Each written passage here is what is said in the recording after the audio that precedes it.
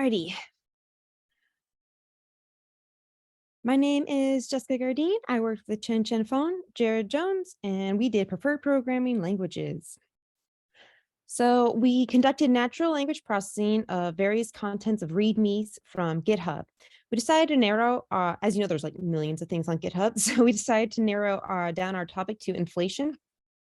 Inflation affects many economies globally. It's especially a hot topic right now in America as well. And so we decided to focus on that. We got 848 repositories from GitHub, and looking at that, there are over a dozen languages. So we focused on the big three: Python, JavaScript, and R, which were the most common in our READMEs. We then had a baseline that we set up for our train at 42%, and we were able to develop a model, random forest TF-IDF model, with a max depth of 7, that increased our accuracy up to 51% on the test sample data. So the first step was acquire and prepare. As I mentioned, we did go through GitHub and we got 848 repositories. Of those repositories, 523 had READMEs. And again, like I said, there are over 40 programming languages. And to narrow it down, we said, all right, let's focus on Python, JavaScript, and R. And we grouped everything else into other. We did clean the data, such as lowercasing, coding it. We also did tokenize and lemmatize the text prior to splitting it into our 3 sample groups, test, validate, and train. And then we head into an explore section with Chen Chen. Hi, this is Chen Chen. I will introduce the exploration part. This is our first question. From the chart, we can see that inflation, data, file, price, and code are the top 5 common words in all the README files. And about the second question, the answer is not true. The length of the READMEs are very close. Even Python has the highest average, but due to the outliers, we can see it definitely has an influence on the accuracy of the average number. And for the third question, here are 3 charts showing the most common words in our top 3 programming language. We can take a look at from the biggest to the smallest. And for our last question here, the answer is true. From the most common 20 words, we can see Python only refers to Python. And if we take a look at the least common 30 words, we can also see some certain words only refer to one programming language. Now I will pass on to Jared.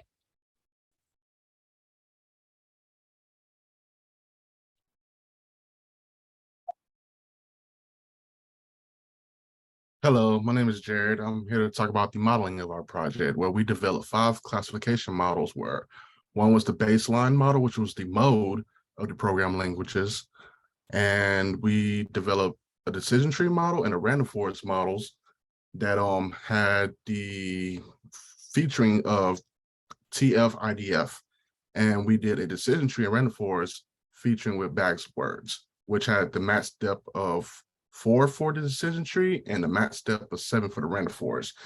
After evaluating all our models against the train and validate samples, we were determined that the random forest model with the TF-IDF had the best accuracy, and now we will test it on our test set.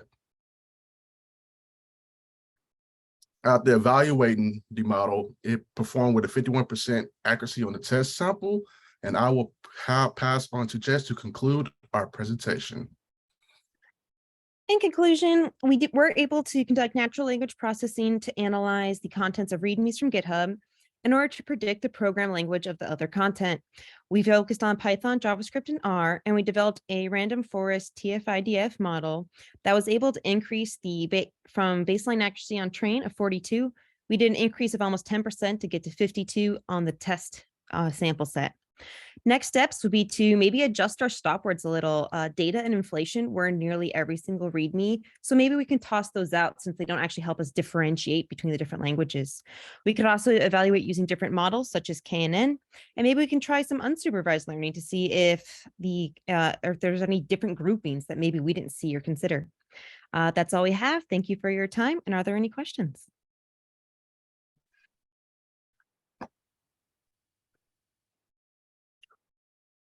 Awesome. Thanks. Hey, that was great. Thank you all for sharing.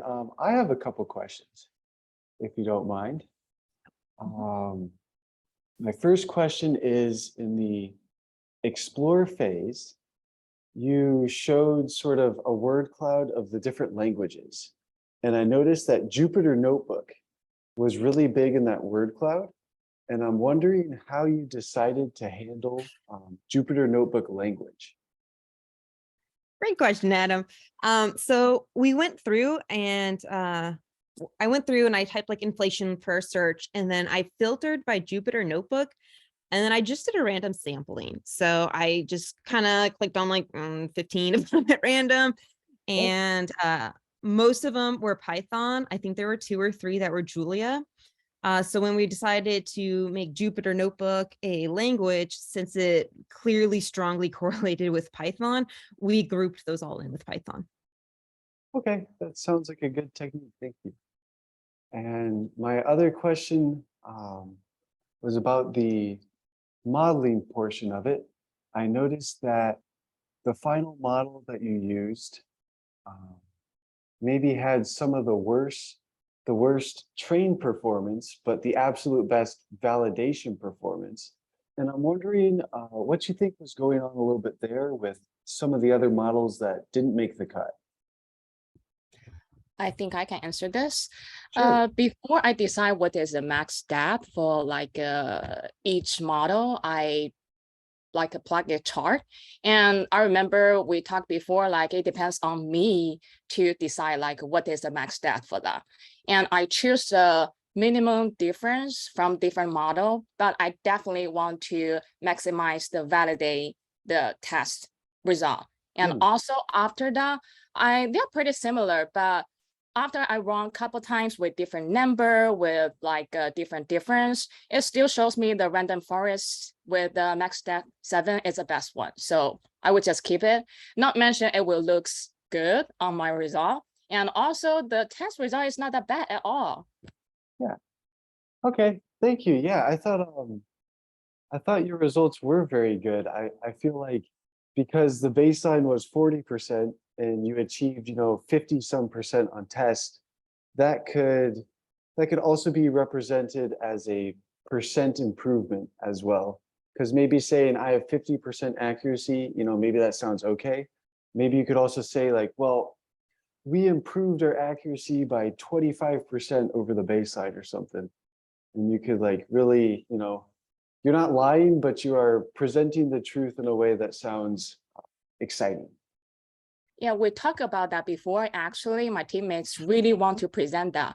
But Okay. one thing we remember from like previous like presentation, because I only set up the baseline on the train set, and there's no way I can put the baseline on the test set. So I cannot compare different things on the train set and the test set. But we do want to put the chart Jared put here is very clear that the baseline is 40 something, and the best model we test out on the test set is 50 over 50. That's a bigger improvement, but we don't want to put these 2 results together, things they are based on the different train set. Okay, I like that a lot. Thank you so much for answering my questions. Yes, Jared. I just had a general question following that. If you're stratifying against the language type, can you assume that the baseline will be roughly the same across all 3 sets? Or within a certain amount of each other? That's a good question. I guess if you were stratifying based on the label, then yes, I think the distribution of the target variable across the different sets should be roughly the same. Also, if you look at your test set to make a baseline off your test, is that data leakage? Or is there anything wrong with that? That's interesting. I think sort of the idea of the test set as being a holdout set or unknown data, maybe data that our model will encounter in the future, would make it impossible in a real world situation for us to make an effective baseline based on the test set. So I think that in this case, this group's approach was very good. They made the baseline based on the train because it was data that we know that we have at the present moment. Thanks.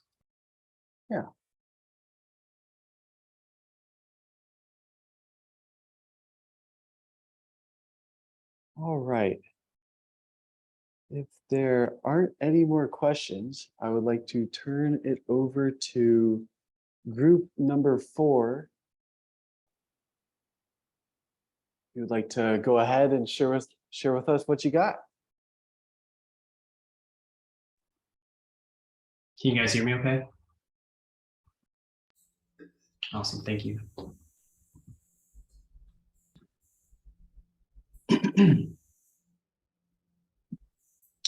Hi, everyone. What if I told you that while getting ready for work, a highly specialized doctor physically located in Argentina advised a life-saving surgery halfway across the world? Or that a family in Kenya could sit orchestra seats at a Broadway musical and walk the beaches of Australia after dinner all in the same day?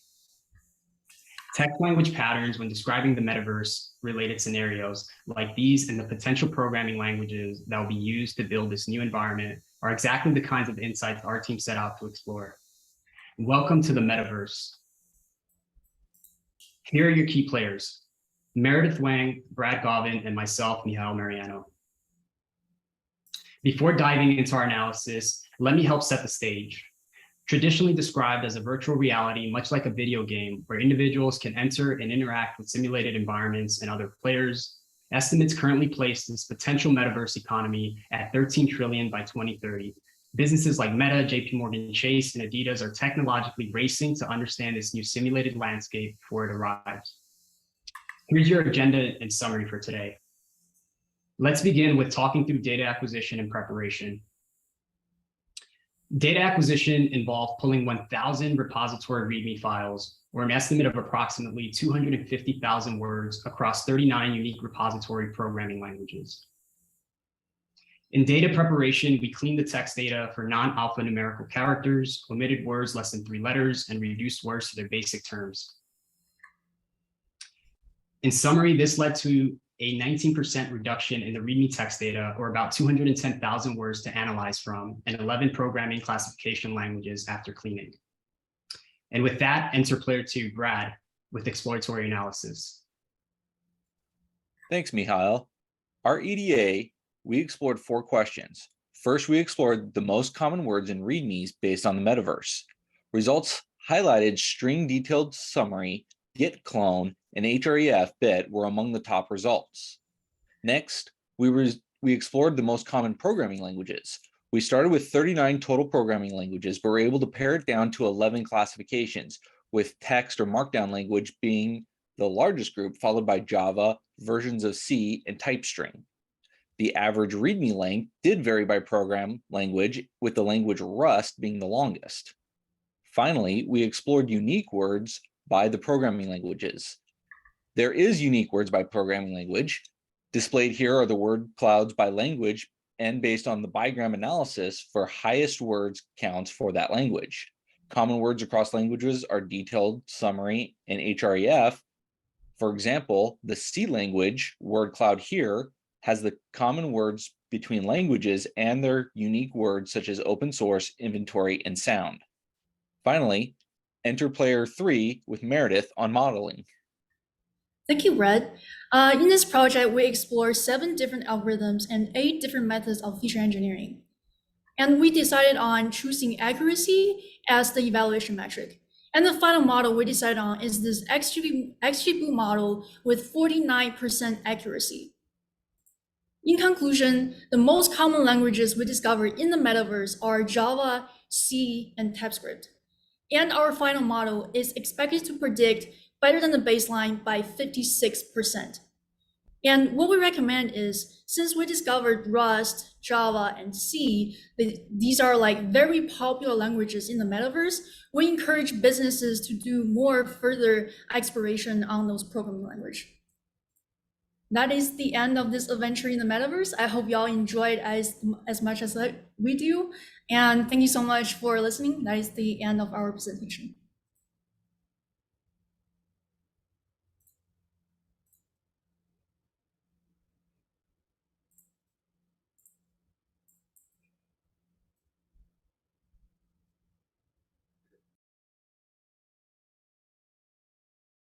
All right. Are there any questions from anybody else out there? Thank you very much for the presentation, by the way. I liked it.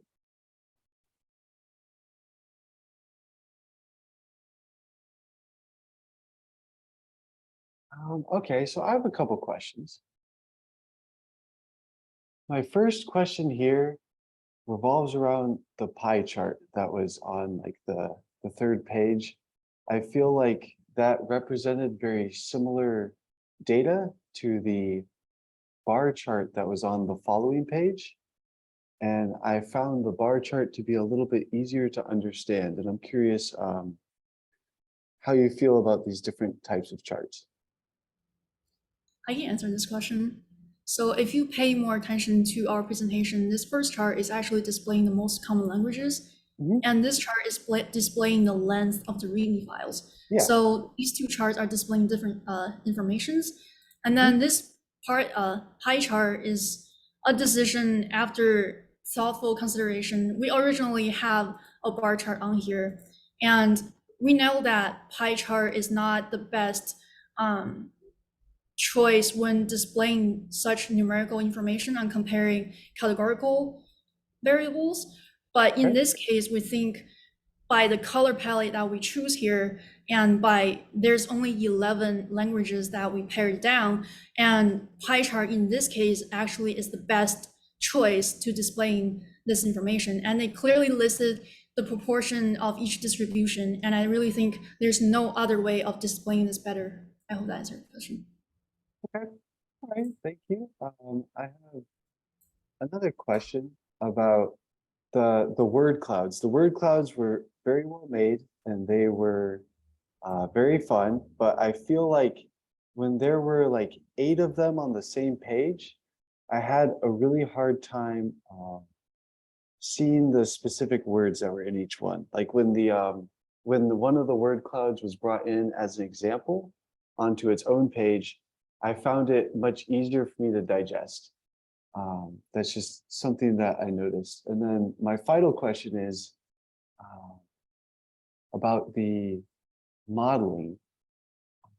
I saw that you tried a wide variety of algorithms, and I know that XGBoost had the best performance, but I'm curious what was going on there a little bit with the disparity between the training performance and then like the out of sample performance. So we discovered this general pattern of all these almost 60 models that we explored. So they all have followed this pattern of almost 30% of difference from training and validate. And when we actually tried like 5 to 10-ish models on the test, and we discovered this quote unquote overfitting is not happening on the test. So we know that the models are safe. They're not, like actually overfitting on the training. So we can use the ones that perform generally well and to decide that to the test. Okay. Yeah, that makes a lot of sense. The ones that were generalizing the best to the unseen data were the ones you move forward. Yeah, thank you so much for the presentation and putting up with my questions. Of course, thank you. Let's see. We will go. If I ask a quick question, Ron? Of course. Yeah, on the pie chart that showed the distribution of different languages, there was text as one of the languages. And looking into that, did y'all look at the individual repos, and were those just people's notes or write-ups, or were those like white papers or books or something? Or was there anything that y'all could tell about the text there? Yeah, so the video quick demo that we showed actually is a great example of one of those repositories, and they have extensive amount of text. And since README files, the file format is .md, those are markdown files. Markdown files can include text, images, and links. And there's a wide variety thing that you can include there, but majority of them are text. And that is why we label them as text/markdowns. And all these markdowns that we filter down are the things that actually have solid concrete content in there. I hope that addressed your question. Got it. Got it. So like those were write-ups and kind of like multimedia write-ups, some of them? Yeah, some of them are notes, and then a lot of them are just like a bunch of text with images and illustrating their project, I imagine. So some things just to add what Meredith just shared is that we hypothesized that some of those, or at least the majority of those readme.md files were sort of an initial step to maybe building out their repositories. So it was almost used as a placeholder. And we also had Brad kind of go into a lot of these repositories to just ensure that there was data in sitting in those repositories as well. So Okay, so it was more complex than just text that says insert metaverse here, or like to be determined. Okay, cool. Interesting topic. That's really cool. Thanks, y'all.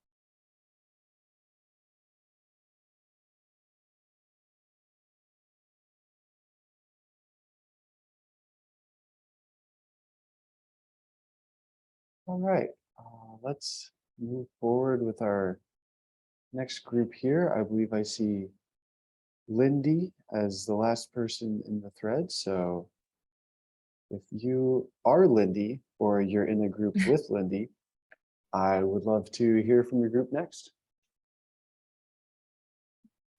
Cool. All right. So welcome, everyone. This is natural language processing and the currency of the future. This is with Jeremy, Lindy, Tim, and myself, Lewis.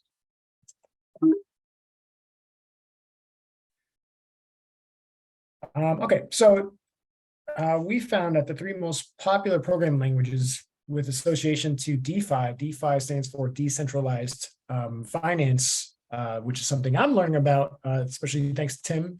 Big shout out to him for teaching us about blockchain currency. The three most popular programming languages associated with that hashtag are JavaScript, TypeScript, and Solidity.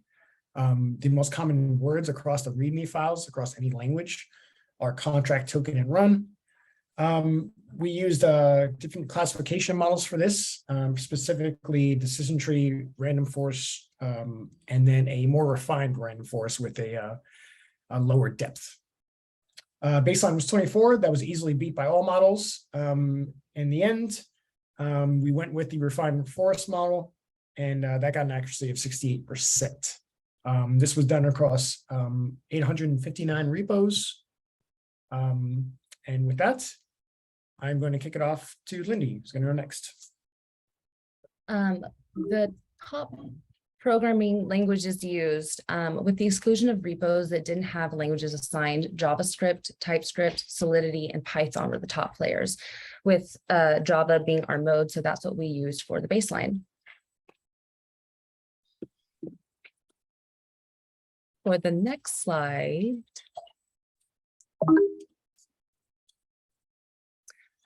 frequently used words, contract, token, and run were the main words used across all computing languages.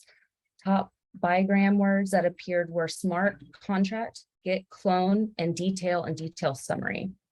And I will pass it off to Tim. Good there, good afternoon. We continued with some additional analysis using the word clouds. We broke down with the three main programming languages, their individual word clouds. You can see by the size of them that they share a lot: GitHub, token, contract, address, a lot of those type words that are very prevalent in these three types of repos. Next slide, please. All right, so our goal here was to classify the programming language that's going to be associated with README files within the DeFi hashtag. And we were able to do this with a decision tree, random forest, and a find random forest. We set our baseline using the mode programming language, which was JavaScript. So that's where we got our 24%. Based on our results, our decision tree was able to beat that. And like we had mentioned earlier, we moved on with refined random forest to our test set. And with that, I'll pass it on to Jacob. Thank you.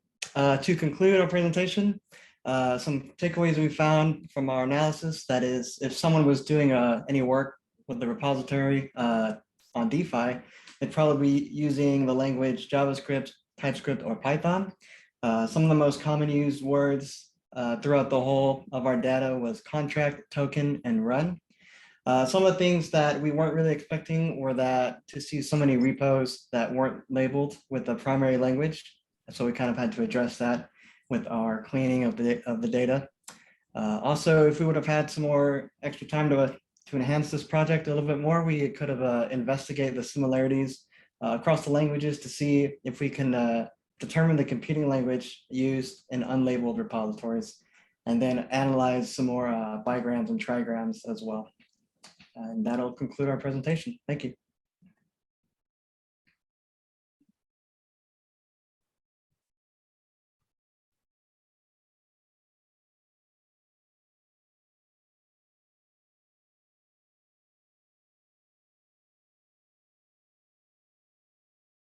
All right, thank you very much. I always skip that part. Thank you very much for your presentation. If there aren't any questions, I'll go ahead and ask a couple. All right, so my first question revolves around those common words that you were identifying from all the repos that you were looking at. And words such as run and token, do you think that some of those could maybe be more appropriate as stop words in future analysis? Yeah, definitely. We got really stuck on the acquire process, so we kind of had to rush the prep and explore and modeling and everything.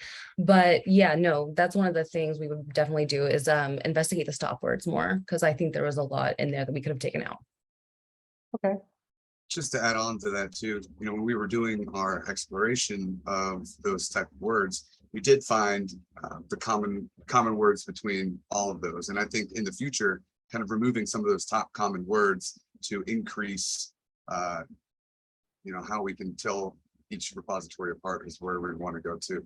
And also, adding some of those feature engineered diagrams into it to, make it more distinguishable as well. Yeah, I think that's a great point about how removing those stop words could make it easier for you to distinguish between the languages. I think that would potentially be very useful. One more question I have. I noticed that you called it the random forest, and then there was the refined random forest. And I'm just curious, what's one thing that you did in order to refine your model and improve its performance? It was the max depth that really changed things for us. So the first random forest we did was a max depth of 3, and then the next one that performed the best was a max depth of 6.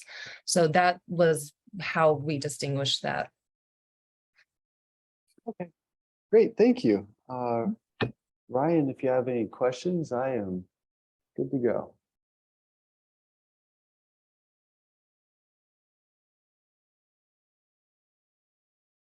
All right, well, thank you very much. And now we are looking at Brad's group. So if your name is Brad, or you have worked with Brad this week, let's do it. Brad's group already went. Let's run it back, Brad. Did you sign up twice? Okay, I have been pranked by the chat here. Let's go for David's group. How's group 1 doing? Doing well. That was my bad, Brad. That's on. Can everyone see that okay?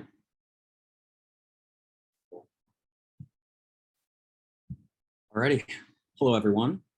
My name is David, and today our team is going to be presenting our project where we looked at GitHub repos in order to predict their programming language. Here's our illustrious team. We're going to begin with Saroj Dewal, who's going to be representing our results. Then on to Joshua Mays, who's going to cover exploration. Jared Angel, who is going to cover modeling. And I'm your host, David Schmidt. The goal of our project was to use natural language processing in order to analyze the README contents of a given repos that we chose. And we were going to use this to predict the specific programming language of a given repo. In total, our team scraped together roughly 1,000 GitHub repositories from the list of most forked repositories, gathering those README files and GitHub's language statistics that are already built in. The use case for this project is to demonstrate the viability of natural language processing method as a way to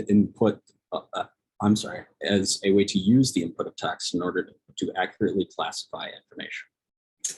Without further ado, I'm going to hand it off to Saroj to cover results. Okay, thank you, David. My name is Saroj, and so on this project, we came up with the 46 different programming languages, and we opted to we cut it down to 17 different programming languages by just keeping those programming languages that was occur more than 10 times. And we also opted for the accuracy as evaluation metrics because our data doesn't have that much of a class imbalance, and it gives a clear understanding of how often the model is true.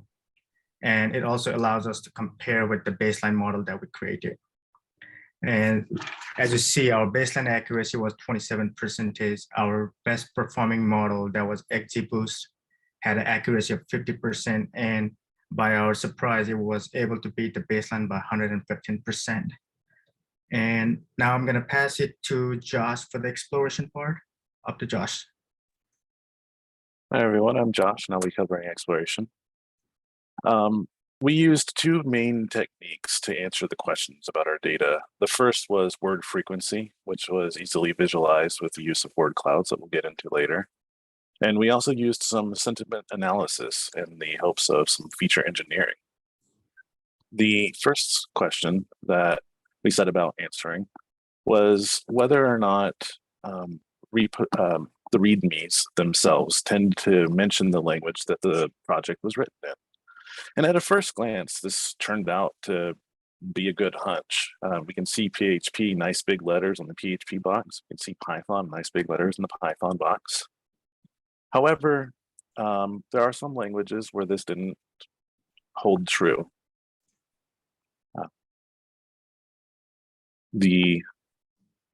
For example, the word clouds for HTML and shell are noticeably lacking any mention of those languages. However, these rule-breaking languages still had noticeably unique word clouds, which indicated that term frequency and inverse document frequency was going to be a good feature for us to use in our modeling. The second question we went about answering was whether or not certain projects, the authors of certain projects, were more enthusiastic, determined by their language that they were writing. To answer this, we used a sentiment analysis model called TextBlob to extract a measure of polarity. Polarity measures sentiment by how far away from zero the value is. Negative numbers for negative sentiment and positive numbers for positive sentiment. We were pleased to see that all the languages tended to at least have are somewhat positive. But unfortunately, we didn't notice any dramatic differences to justify feeding the metric into our model. Speaking of modeling, I'll pass it off to Jared to talk about our model.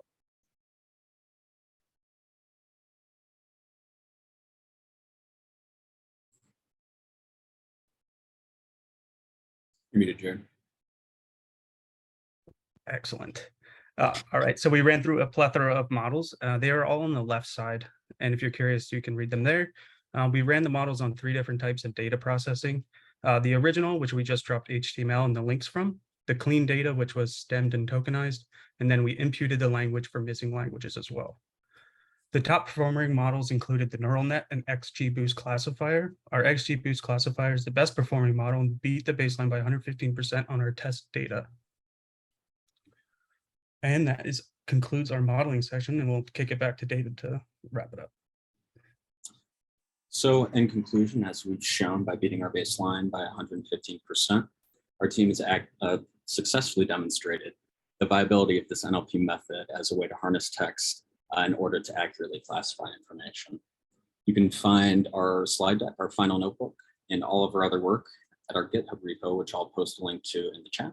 Thank you so much for your time, and we now open the floor to any questions.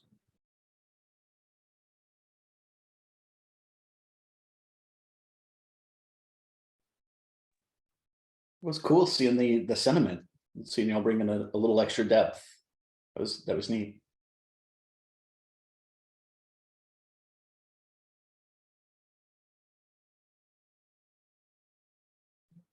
Kevin, what's up?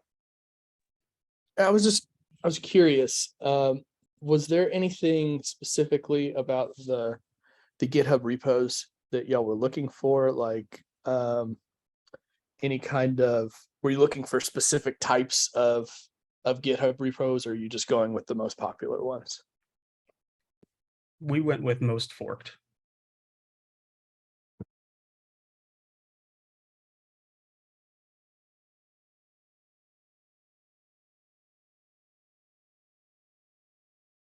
All right. If there aren't any other questions, I have a couple of questions.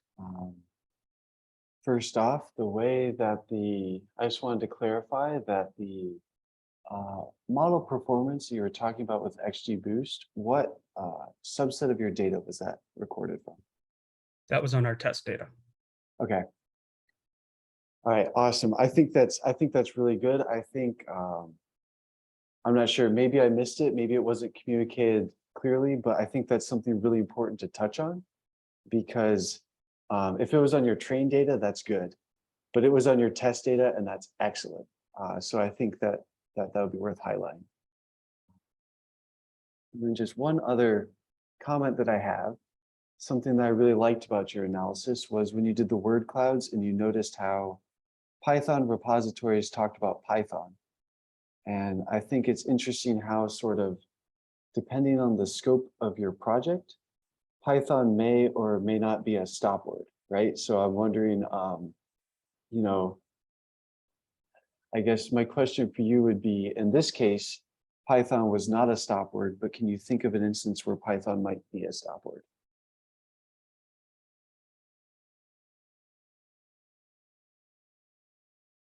I could imagine an instance where we would want to use Python as a stop word if we were trying to really divide Jupyter Notebook repositories away from Python repositories. Yeah. Yeah, I think that's a good idea. Sorry, I got a little I got a little off track with the question, but yeah, I think that's a good idea. Are there any other questions, or should we? Yeah, I guess let's hear from Daniel Ford, the fearless leader of Group 5, and all the other people who put in work on that project.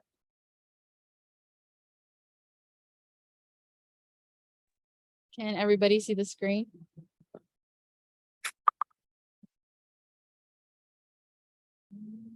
Give me one moment. Sorry about that.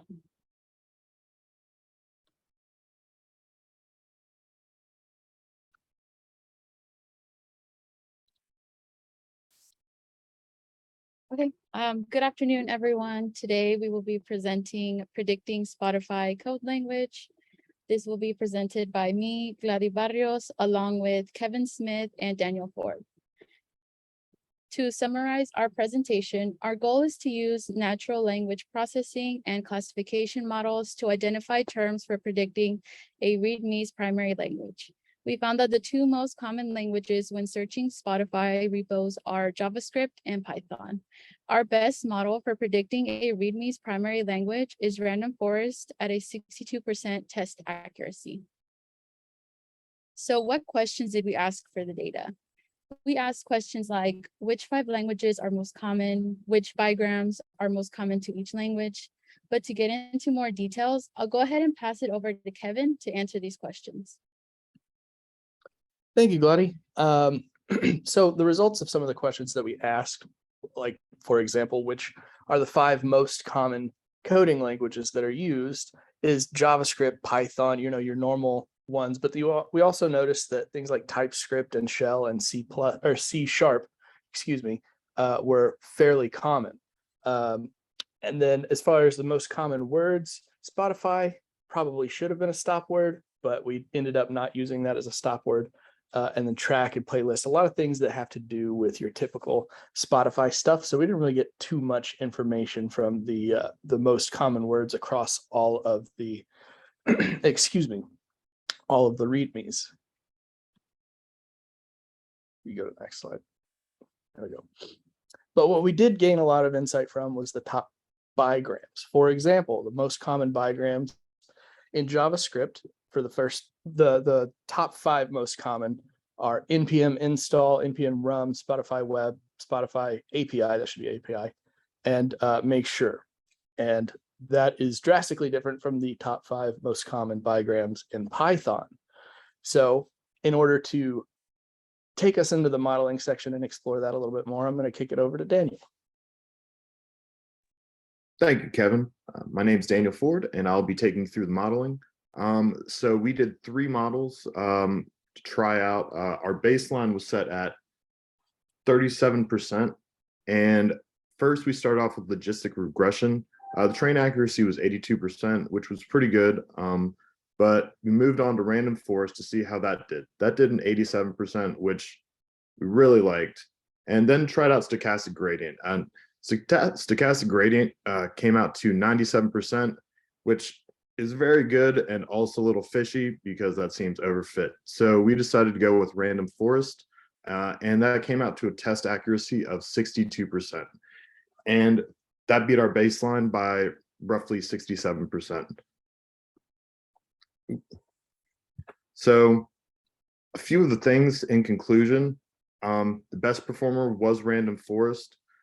A couple of things that we could have done differently were add some of the most popular words as stop words, just to even it out, probably bump up a couple points. In the future, for next modeling, I think a multiple model approach would be good. Use bigrams as feature engineering because each language did have its own specific bigrams. And that's it. Any questions?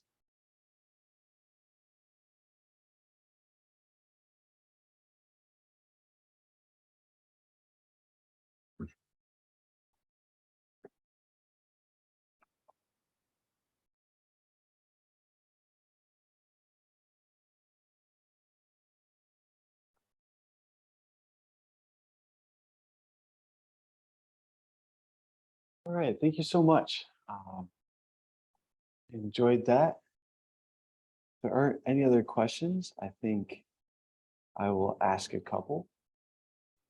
I guess my first one is related to your modeling. I noticed that your random forest classifier was doing very well on the train, but maybe not doing quite so hot on the test. And I'm wondering, maybe it just didn't make it into your presentation, but were you using the validate set as well when you were training this model? We did not get around to using a validate set. We only did a train and a test set. Okay. Having a validate set would have definitely helped out, but due to time circumstances.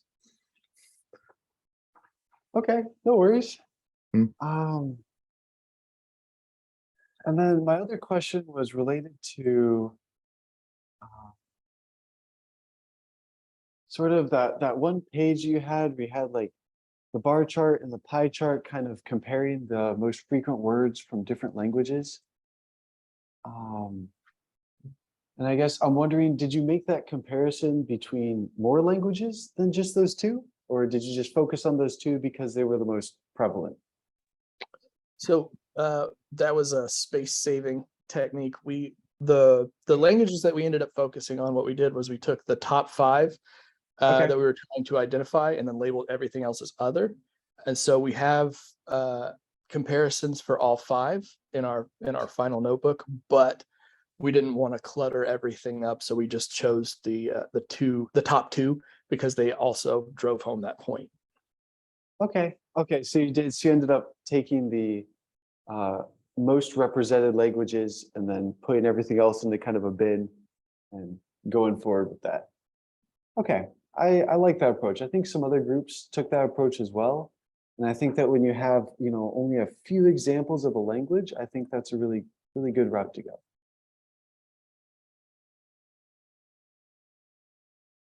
Are there Yeah, we any? did that because we had we had a lot of examples of languages that only happened once or twice, and you can't really, stratify when you only have one or two examples. So Yeah, and that might be very detrimental to your model performance as well, trying to predict those one-offs.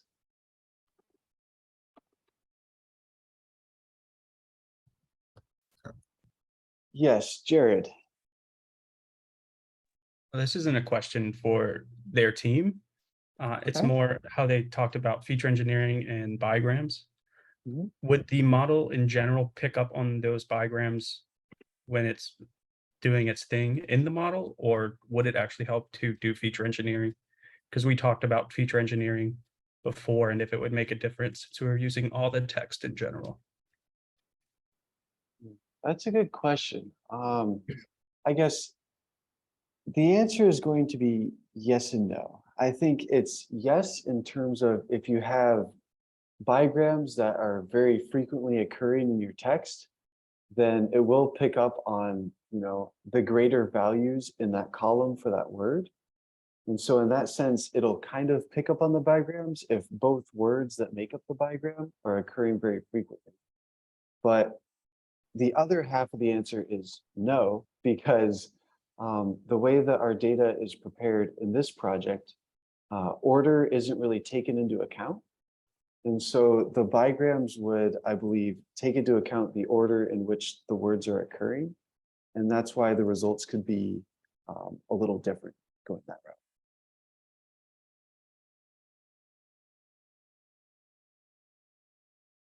Thank you. Yeah, if you, a thought that comes up, if you wanted to add your bigrams and trigrams, you could join them on a string, like a dash character. I wouldn't do that with every possible bigram because then you're having this explosion of computational complexity, right? But maybe take the top 10% or top 100 bigrams and join them as words, join them on one string so the TF-IDF sees it as a single word, basically. I actually had a little bit of trouble trying to get that to work on a coding level, but it was one of the ideas that I wanted to work with. I do gotta ask a question for the group as a whole, everyone in the class. What was some interesting thing about trying other models that wasn't introduced in the class or in the curriculum? Could anybody get some insight about that? Are you asking why we tried different models? No, I haven't tried any, but I was asking about the other groups that did, like any ones that stuck out interesting to you per se.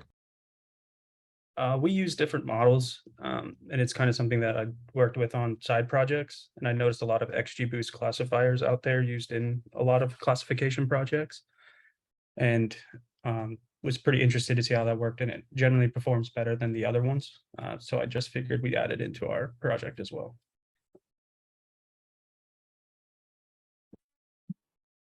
Yeah, XGBoost is actually one of the ones that stood out to me because at its core, it's a random forest decision tree, but it performs so much better than the sklearn's decision tree and random forest did. So, yeah, go ahead. No, go ahead. I think it also depends on what type of data you're working with. Previously, I used XGBoost for other data, but it didn't perform that well compared to other simple model like decision tree. But in this case, it did outperform almost all the other models. So yeah, I agree with what they have mentioned.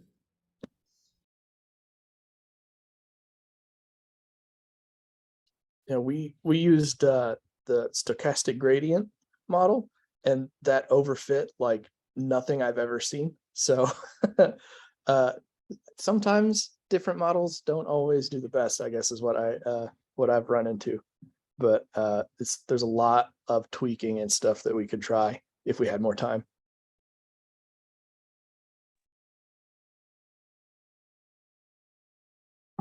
There's something that I wanted to bring up. There was, I can't remember which group it was. Sorry, my attention span failed in that moment. But there was a moment where somebody was like, we got 97% accuracy on the train data set. And so that kind of scared us off from continuing with that model. I would say don't let that high train accuracy scare you off. We got 100% accuracy on XGBoost on our train data set. And so it wasn't necessarily indicative of overfitting. It was just indicative of the power of the model. I guess one of the instructors could correct me if I'm wrong, but it's my understanding that the XGBoost classifier builds one decision tree at a time and then builds another one based off the first one's weaknesses. So it spots where it had trouble fitting it to the answers, builds another one, and builds another one and another one on top of that. So it works off what it had trouble with on the previous model to build a better model. And that's why you get such high accuracy on your train. Oh, okay. Yeah, with the SGD, it's essentially like a beefed up logistic regression. So that the high percentage on the validate or on the train data set really was indicative of overfitting. Ryan, I have a question on this, I guess. So is the difference between the random forest and then the XGBoost is that solely because XGBoost has this gradient descent process of getting these trees accuracy and adjusting these parameters? Is that the only thing that's different from the random forest? Because the other one is also has like generating a bunch of trees. I don't have a list of all of the differences in my head right now. Is my honest answer to that one. But XGBoost is part of a family of approaching. They're algorithms that basically use the error like we were talking about just a minute ago, like Jared mentioned, using the error of the model to make that model better. That's like the Zillow project when y'all had log error. What the Zillow data science team was trying to do there was if you can predict error, then you can make models that do better at avoiding error. Is the hypothesis behind that. So I know that's at the heart of this idea called boosting. But as far as other specific similarities and differences, I don't have the spreadsheet in my head loaded up.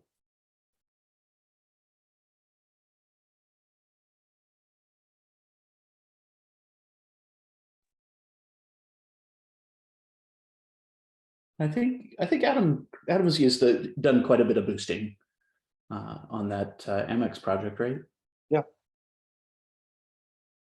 Yeah, I thought the way in which Jared described it was very accurate. It's essentially you're taking like the residuals or like the failures of the previous tree, and then you are constructing a new tree to sort of solve for them to the best of its ability.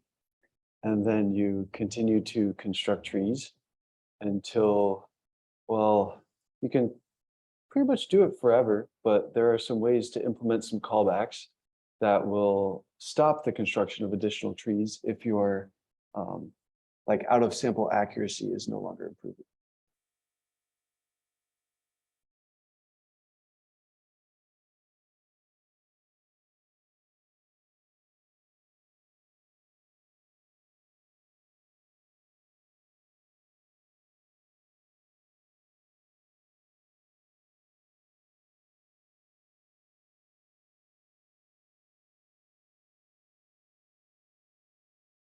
I'll go ahead and stop this now.